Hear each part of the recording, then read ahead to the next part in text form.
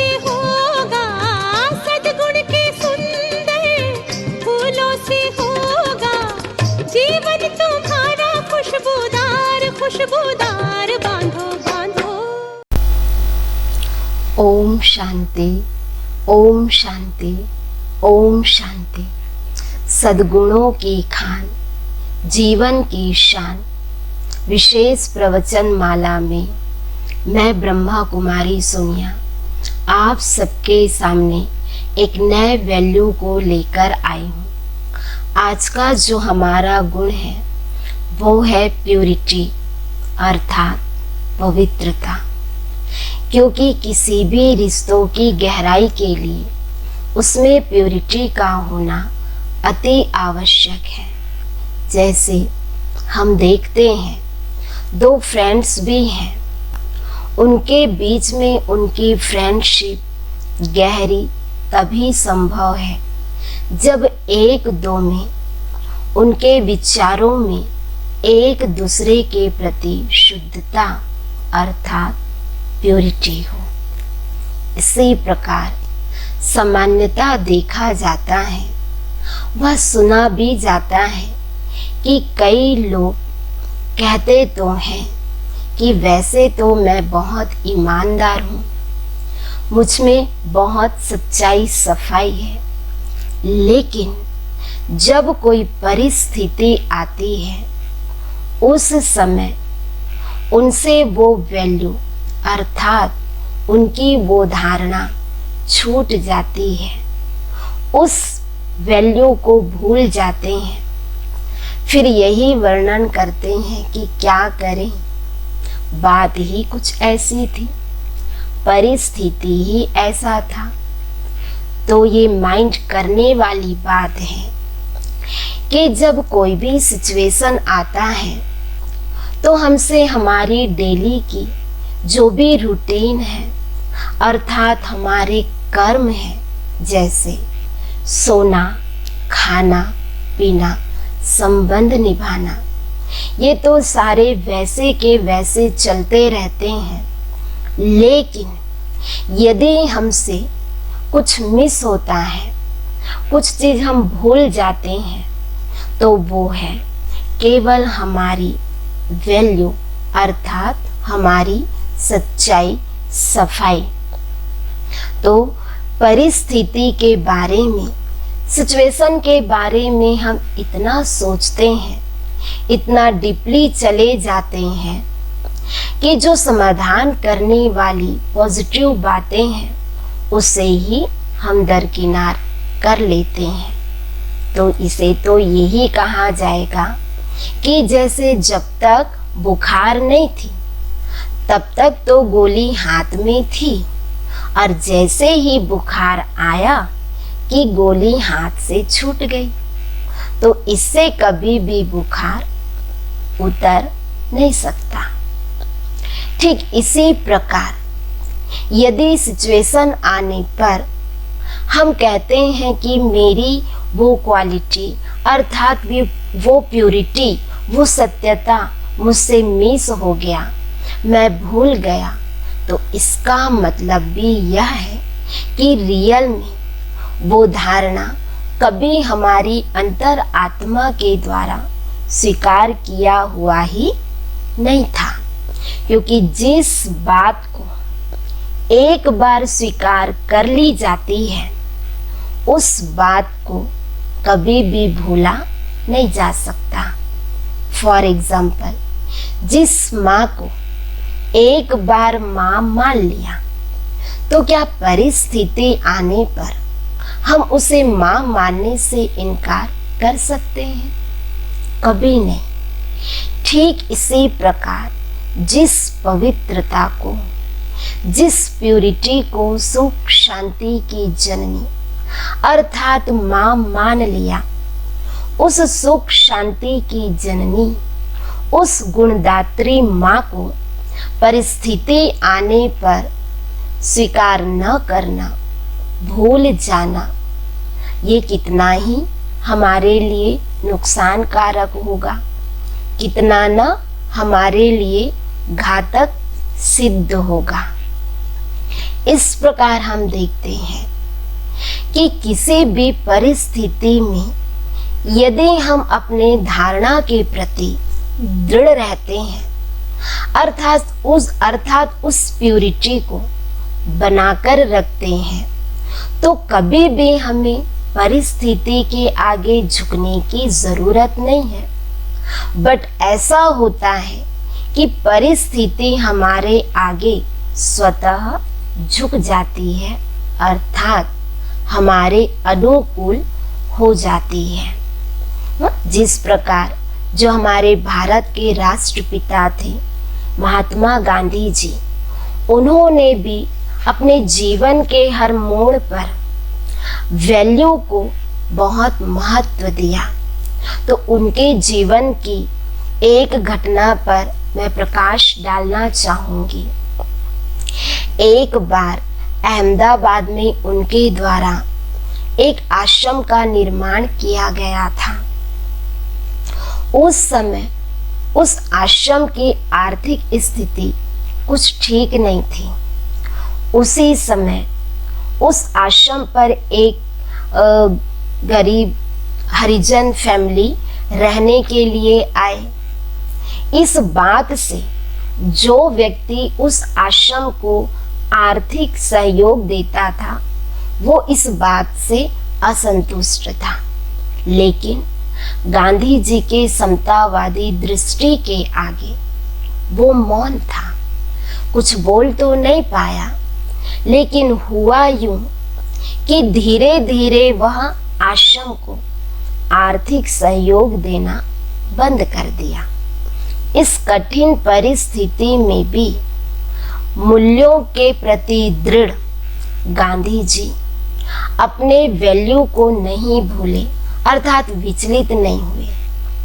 इसका परिणाम यह हुआ कि एक दिन प्रातःकाल एक अपरिचित युवक आया और गांधी जी के चरणों में 10,000 रुपए रखकर भेंट कर वापस चला गया।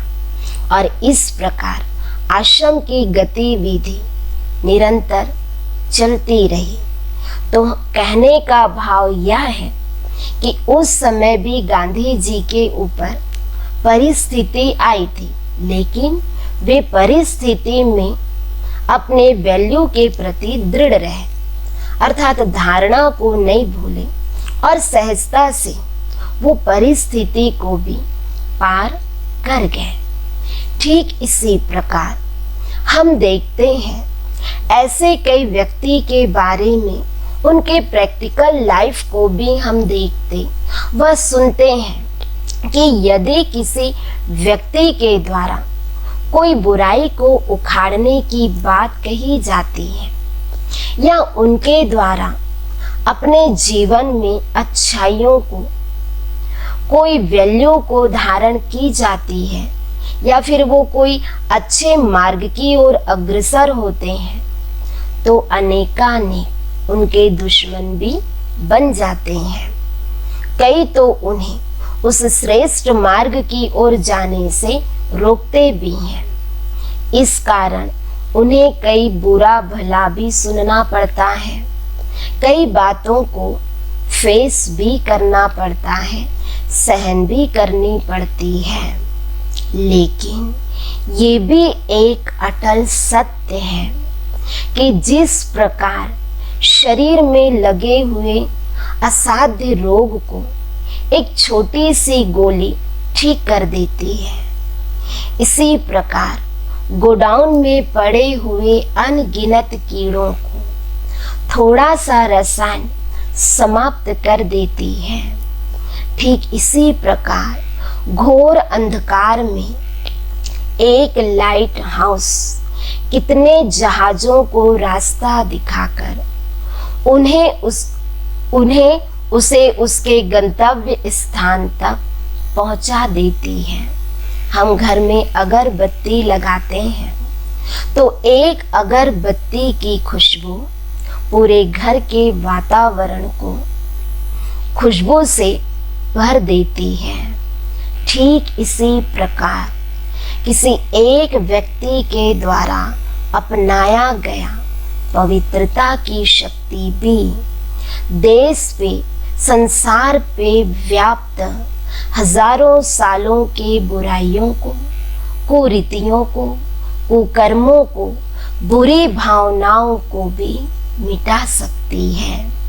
क्योंकि बुराई जो है वो भीड़ रूप में ही क्यों ना हो, अच्छाई की मात्रा कम मात्रा में क्यों ना हो, फिर भी देखा गया है कि हमेशा अच्छाई बुराई पर भारी ही पड़ती है। इसी प्रकार किसी एक व्यक्ति के द्वारा अपनाई गई धारणा अर्थात पवित्रता की शक्ति भी ऐसे कार्य कर जाती है जो 1000 व्यक्ति मिलकर भी नहीं कर पाते। जैसे हम देखते हैं कि कोई चीज जो बहुत रिफाइन होता है, रिफाइन होते हुए वो उतना ही क्वालिटी वाला होता है, लेकिन जो जितना क्वालिटी वाला होता वो उतना ही क्वांटिटी में हमेशा कम ही होता है। ठीक इसी प्रकार जैसे हम देखते हैं कि कौरव 100 थे, पांडव 5 थे, 5 होते हुए भी वे हमेशा कौरवों पर भारी पड़े, क्योंकि उनके अंदर सच्चाई थी, अर्थात उनमें पवित्रता की धारणा थी, और जिस धारणा के बल पर वे कौरवों पर भारी पड़े। इसीलिए ऐसे कई महान आत्माओं से हम देखते हैं भारत का इतिहास भरा पड़ा है। जैसे हमारे भूतपूर्व president APJ Abdul Kalam, mother Teresa, Swami Vivekananda ji, ठीक इसी प्रकार पवित्रता के धनी महात्मा गांधी जी शक्तिशाली अंग्रेज कौम पर भी भारी पड़े।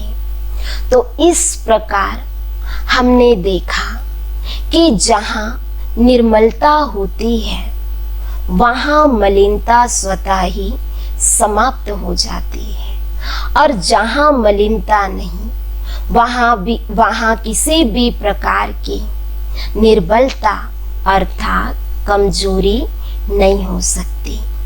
यदि किसी भी प्रकार की कमजोरी है, उसका मुख्य कारण ही है अंदर की इम्प्योरिटी अर्थात अपवित्रता, चाहे वो कमजोरी मानसिक हो, शारीरिक हो, आध्यात्मिक हो या नैतिक हो, उसका मूल कारण ही है इम्प्योरिटी, है ना। इस प्रकार प्रैक्टिकल में भी देखा जाता है, जिस व्यक्ति में जितना ज्यादा निगेटिविटी, झूठपना, स्वार्थपना, पर चिंतन की भावना होती है, वो व्यक्ति हर कदम पर अपने को उदास, निराश, हताश और सदा अपने को डिप्रेस्ड फील करता है। तो इस प्रकार हम देखते हैं कि जहाँ निर्मलता होगी वहाँ निर्बलता स्वतः समाप्त हो जाती है। अतः शक्तिशाली बनने के लिए, प्योर बनने के लिए हमें अपने अंदर उस प्योरिटी की धारणा को अपनाना ही पड़ेगा, या हम ये कहें कि यही समय का पुकार है, यही समय की मांग है। तो इस प्रकार हमने देखा कि प्योरिटी से हमारे जीवन में कैसे हम उसको धारण कर हर परिस्थिति को आसानी से, सहजता से फेस कर सकते हैं। अब हम थोड़ा विचार करेंगे कि प्योरिटी हमारे अंदर मुख्यतः किन किन बातों की होनी चाहिए। तो आज हम ज़्यादा बड़े बड़े बातों पर अटेंशन नहीं देंगे, उन छोटी छोटी बातों को ही लेंगे, उस पर ही अटेंशन देंगे जो हमारे प्रैक्टिकल लाइफ से, हमारी डेली की रूटीन से जुड़ी हुई है। और यदि इन छोटी छोटी बातों पर भी हम अटेंशन देते हैं, उन्हें अपने जीवन में अपनाते हैं, तो हमारे अंदर प्योरिटी की धारणा सहजता से हो सकती है। क्योंकि कहा भी जाता कि हर बड़े मंजिल की शुरुआत छोटे छोटे कदमों से ही की जाती है। तो इस प्रकार हम देखते हैं कि हमारे में सबसे पहले तो प्योरिटी होने चाहिए, अपने संकल्पों की प्योरिटी, अर्थात हमारे संकल्प कैसे हों। तो हम देखते हैं क्योंकि हमारे संकल्प के आधार पर ही हमारे बोल, हमारे कर, हमारे संबंध संपर्क सब कुछ डिपेंड करता है। तो हमारे संकल्प जितने शुद्ध, जितने श्रेष्ठ, जितना पॉजिटिव होगा, उतना हर बात की प्यूरिफिकेशन ऑटोमेटिक हमें आती जाएगी। तो इस प्रकार पहले अटेंशन देना है हमें अपने संकल्पों पर, क्योंकि कहा भी जाता as you think so shall you become, अर्थात जैसा सोचोगे ऐसा बनोगे। तो फर्स्ट हमने देखा संकल्पों की प्यूरिटी, एंड सेकंड है अपने संग की प्यूरिटी, अर्थात हम जिनका संग करते हैं, जिस सर्कल में रहते हैं या जिस सराउंडिंग में हमारा ज़्यादा आना जाना होता, वो हमारा संग कैसा है। क्योंकि कहा भी जाता जैसा संग वैसा रंग। तो सेकंड है संग की शुद्धता, संग की प्योरिटी। थर्ड है हमारे बोल की प्योरिटी, अर्थात बोल में पवित्रता। तो हमारे बोल सदा कैसे हो, हमारे बोल सदा सुखदाई हो, हरेक को प्राप्ति कराने वाले हो, एक दो को मोटिवेट करने वाला हो। क्योंकि कई ऐसे शब्द बोलते हैं कि किसी को और ही हतोत्साहित कर देते हैं। उन्हें ऊंचा उठाने के बजाय ऐसे शब्द बोलते हैं कि वे अपने को और ही कमजोर महसूस करते हैं। तो हमें अपने बोल सदा कैसे रखने हैं, हमेशा प्राप्ति कराने वाले हो। क्योंकि इस बोल में भी एक अजीब सी शक्ति होती है।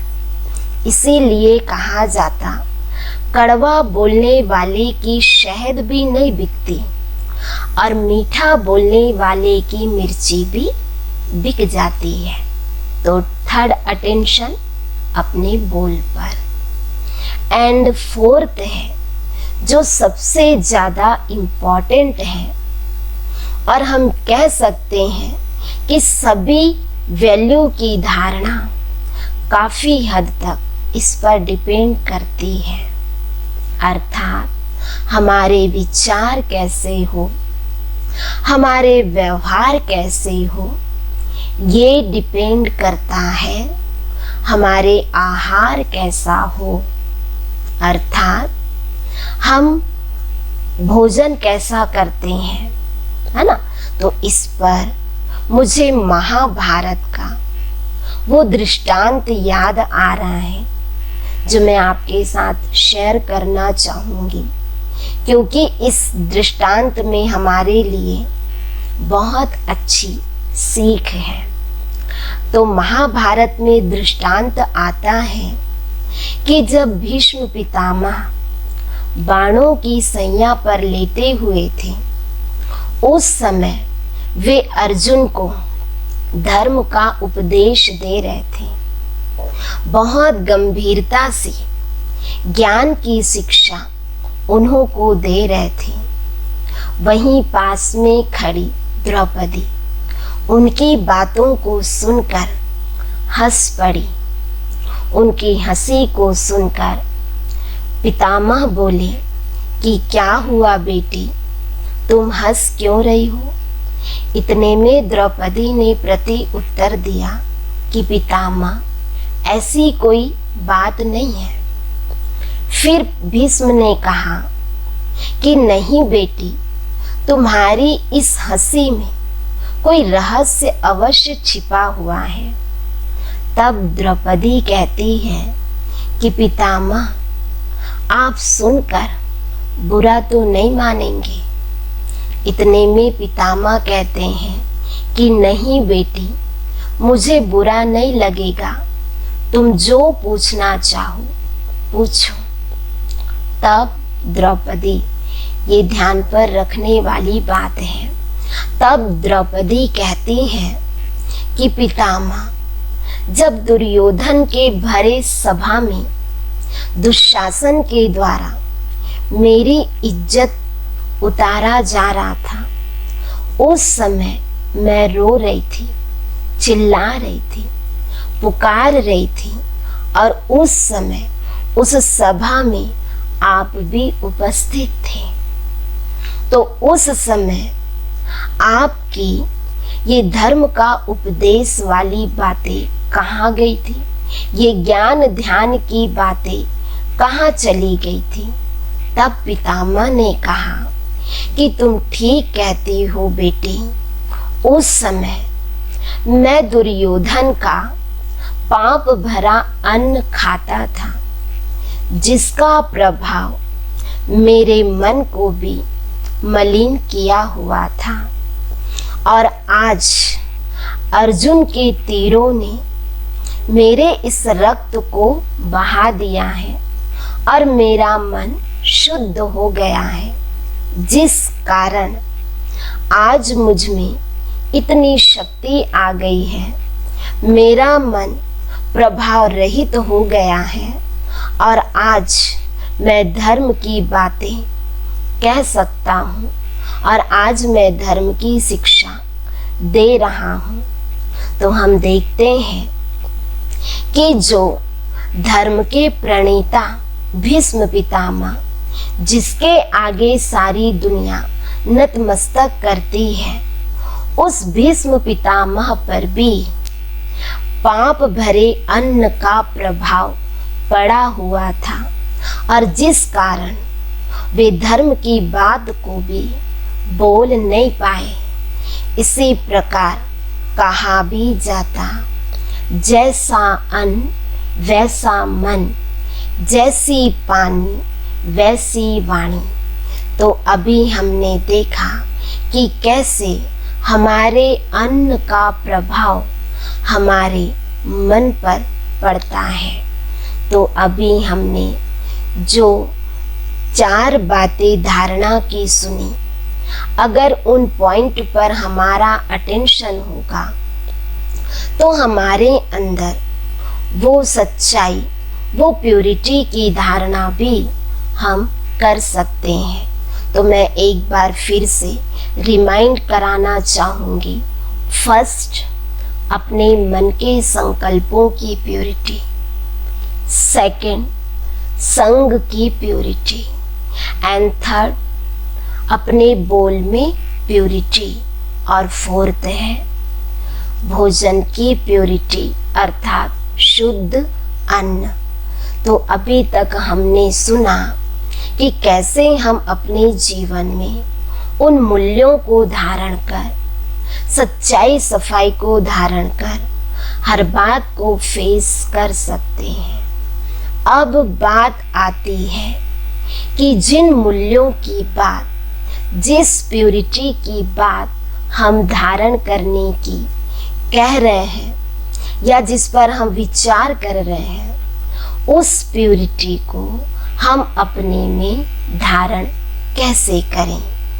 तो आइए अभी हम देखते हैं कि जैसे कोई भी चीज को धारण करने के लिए इस प्यूरिटी की शक्ति को धारण करने के लिए सबसे पहले अपने सत्य स्वरूप की स्मृति होना अति आवश्यक है।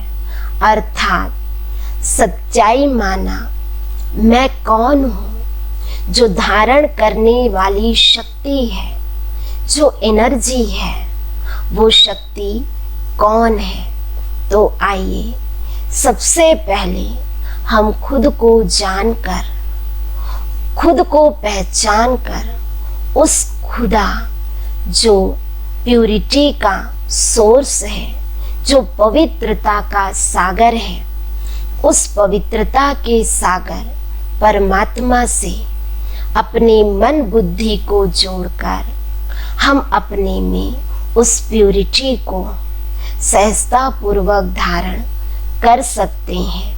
इसके लिए सबसे पहले हमें स्व की पहचान जरूरी है। इसीलिए कहा जाता खुद को देखना सीख जा, तुझे खुदा खुद ही सा बना देगा। अर्थात तो आइए हम उस खुदा से, उस परम शक्ति, परम सत्ता परमात्मा से अपनी मन बुद्धि का तार जोड़कर उससे कनेक्ट होकर अपने अंदर में उस प्यूरिटी की शक्ति को, पवित्रता को, सच्चाई सफाई को अपने में धारण करें और अपने जीवन को सुख शांति संपन्नता से भरपूर करें। खुद भी फील करें और औरों को भी उसकी महसूसता, उसका अनुभव कराएं। क्योंकि प्यूरिटी के लिए कहा जाता purity is the mother of peace and prosperity. तो चलिए अभी 3 मिनट के लिए हम सभी उस परम पिता सुप्रीम सोल से खुद को कनेक्ट कर उस खुदा से अपने में सुख शांति की जननी पवित्रता को धारण करें। ओम शांति। तो अब हम 3 मिनट के लिए अपने मन बुद्धि को बिल्कुल शांत कर, जैसे जैसे मैं थॉट देते जाऊंगी ऐसे ऐसे उस फीलिंग में अपने आप को महसूस करेंगे। मैं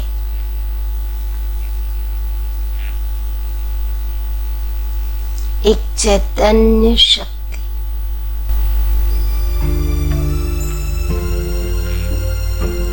एक आत्मा हूं।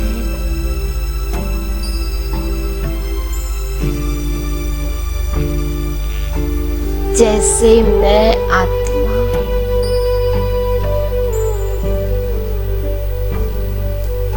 प्योर हूं, पवित्रता के सागर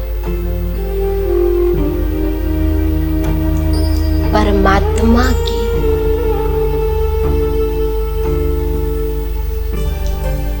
पवित्र शक्तिशाली किरण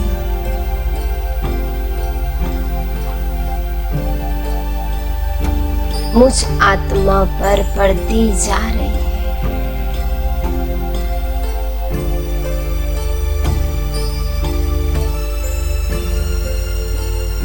परमात्मा की पवित्र दृष्टि, पवित्र किरणों से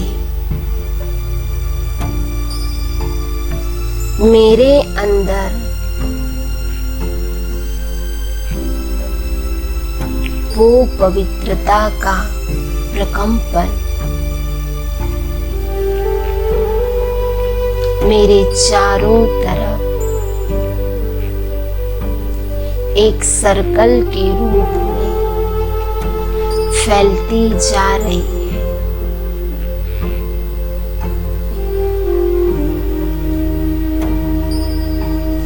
परमात्मा की पवित्र दृष्टि पड़ते ही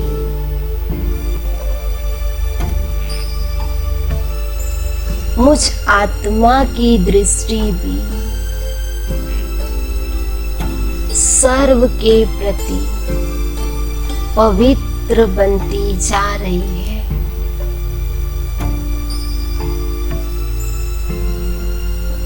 उस पवित्र दृष्टि को पाकर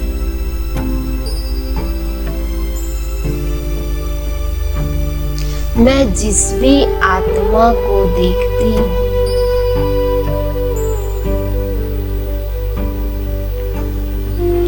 उस आत्मा में गुण ही गुण दिखाई दे रहे हैं।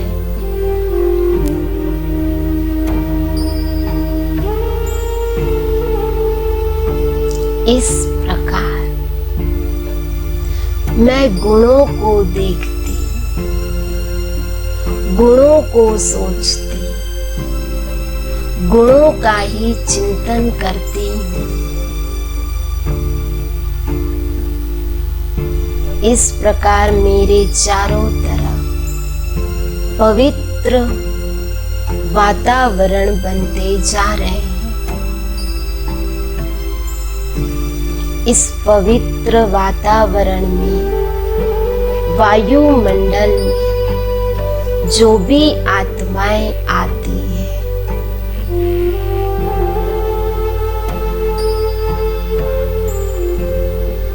उनकी वृत्ति भी पवित्र वाइब्रेशन से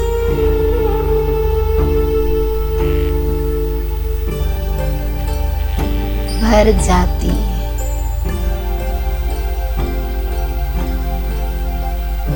परमात्मा की पवित्र दृष्टि ने मेरी दृष्टि, मेरी वृत्ति, मेरे वातावरण को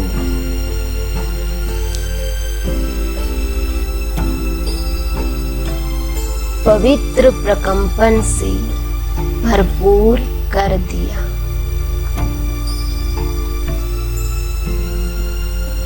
ऐसी दृष्टि पाकर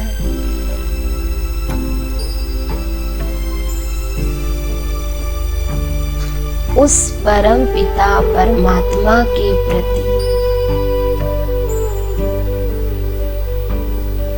मेरे दिल की गहराई से निकलता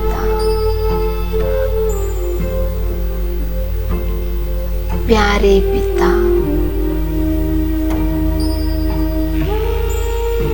आपका लाख लाख